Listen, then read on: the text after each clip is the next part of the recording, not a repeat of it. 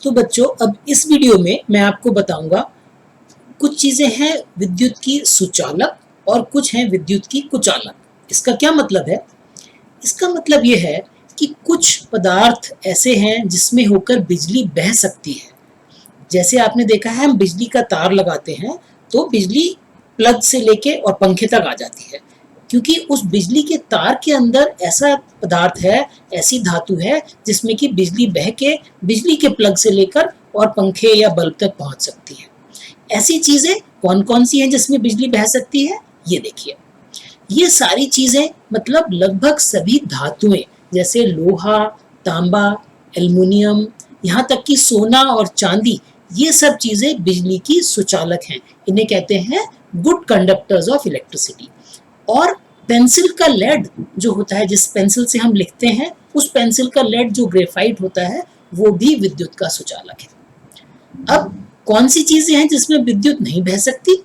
उन्हें कहते हैं विद्युत का कुचालक या बैड कंडक्टर्स ऑफ इलेक्ट्रिसिटी। जैसे कि ये देखिए, ये सारी चीजें जैसे कि प्लास्टिक, रबड़, लकड़ी, कागज, ये सब चीजें ऐसी हैं जिसमें से होकर विद्युत नहीं बह सकती। आपने देखा होगा कि बिजली वाले जब घर में काम करने आते हैं, या आपने देखा होगा कि कभी बिजली ठीक करने वाला जो मैकेनिक है वो खंबे पर चढ़ के बिजली का तार ठीक करता है तो वो अपने हाथ में रबड़ के दस्ताने पहन लेता है। क्यों?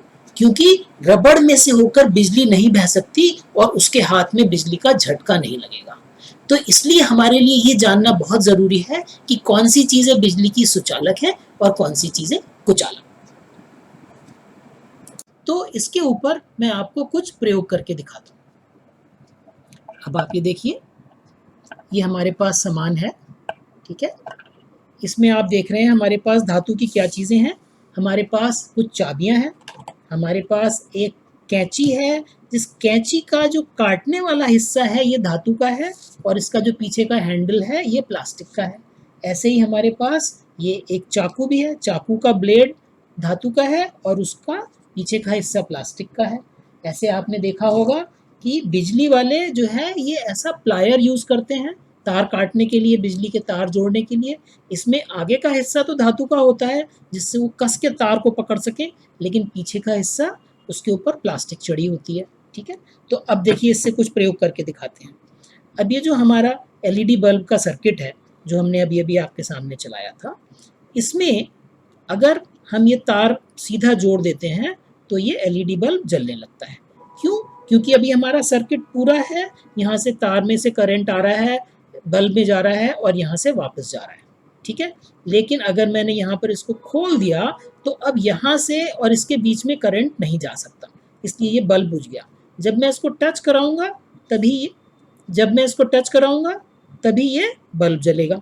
इसका मतलब इसके इस पॉइंट के और इस पॉइंट के बीच में अगर कोई बिजली का सुचालक होगा यहाँ से यहाँ तक, तभी वो बल्ब जलेगा।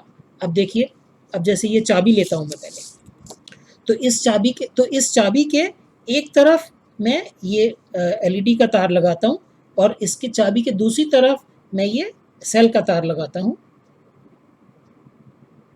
तो देखिए ये मेरी एलईडी जलने लगती है। इसका मतलब इसमें क्या हो रहा है कि इस चाबी के द्वारा होकर, इस धातु के अंदर से होकर करंट मेरे सर्किट में आ रही है। तो ये देखिए फिर से, तो मैंने अपने, ये मेरा सर्किट है, सेल, बल्ब और तार। इसका सेल को मैंने एक एलईडी का तार मैंने चाबी के एक हिस्से में लगाया और सेल का तार दूसरे हिस्से में लगाया और देखिए ये मेरी, तो ये जो मेरी चाबी है ये स्विच का काम कर रही है। ये मेरे इस बल्ब के तार को और सेल के तार को जोड़ने का काम कर रही है, इसलिए ये बल्ब जल रहा है, ठीक है। इसी तरह से मैं यहाँ पर ये कैंची भी ले सकता हूँ। कैंची के इस तरफ मैंने ये बल्ब लगाया और इस तरफ मैंने ये लगाया, देखिए ये बल्ब जल रहा है, ठीक है। दूसरी चीज़ लेता हूँ मैं कोई, ये वाला चाकू, इसके अंदर किया मैंने, एक तरफ बल्ब लगाया और दूसरी तरफ ये देखिए,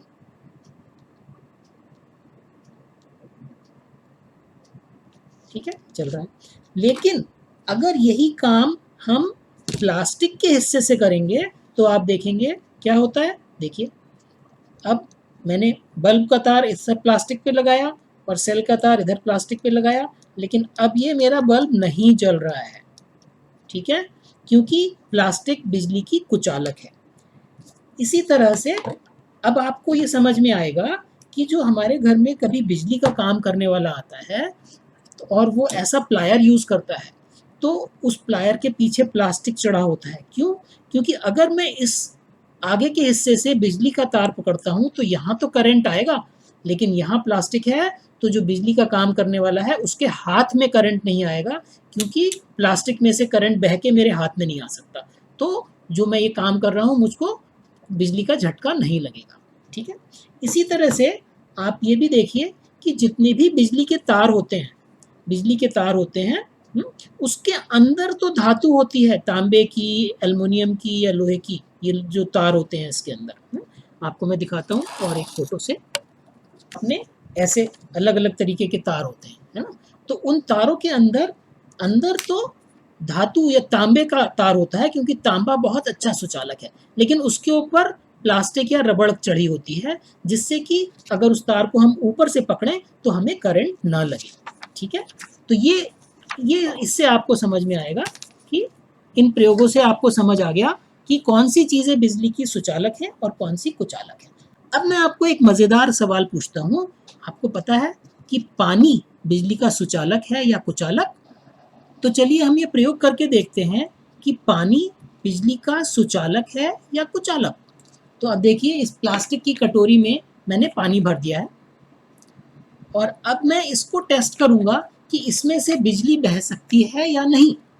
तो देखिए, जो मेरा ये वाला सर्किट है जिससे मैंने पहले वाला एक्सपेरिमेंट किया था, उसका बल्ब का सिरा मैं इस पानी के एक तरफ डालूँगा और सेल का दूसरा सिरा दूसरी तरफ, और देखते हैं ये बल्ब जलता है कि नहीं। आपने देखा, बल्ब बहुत ही धीमा जल रहा है, बहुत धीमा। आप ध्यान से देखेंगे तो आपको दिखेगा बल्ब जल रहा है, ओके।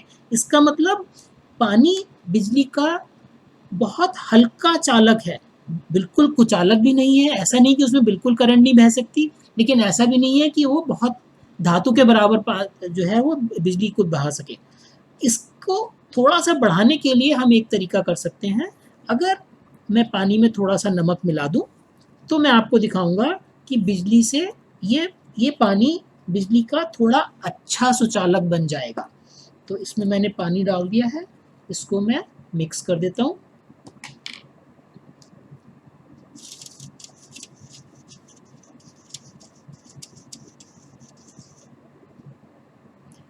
और अब हम अपने पानी को दोबारा टेस्ट करते हैं कि इसमें बिजली बह सकती है कि नहीं। अब देखिए, मैंने एक तरफ ये डाला है, दूसरी तरफ ये डाल रहा हूँ। अब देखिए, अब ये लाइट थोड़ी सी ज़्यादा तेज़ जल रही है।